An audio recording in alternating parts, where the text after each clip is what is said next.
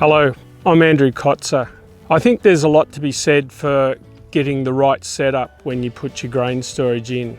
So today, I'd like to talk about some of the things that you need to think about when planning a new grain storage facility. Firstly, the location. If you're on a grain producing farm like we are here today, the grain storage needs to be as central as you can to where you produce your grain.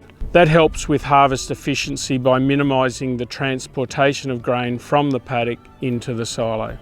But it's also important to have all-weather access so that when it's time to market the grain, you're not hindered by inaccessible roads in wet weather and things like that. It's also important to think about the soil characteristics. For larger silos like these 1,500 tonne silos, locating on poor soils where footings are going to be expensive can be a problem. We also think about the location of trees. We don't want trees close to the silo storage where it may dry soils out, particularly in dry weather. Ideally, when we set up our grain storage, we have power available. We need power for aeration and, in the case of flat fluid silos, to operate the unloader.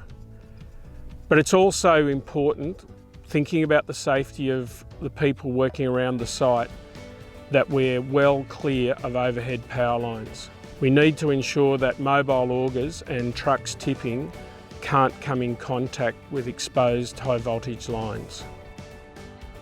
When we're storing grain, we always try and keep the grain as cool as possible.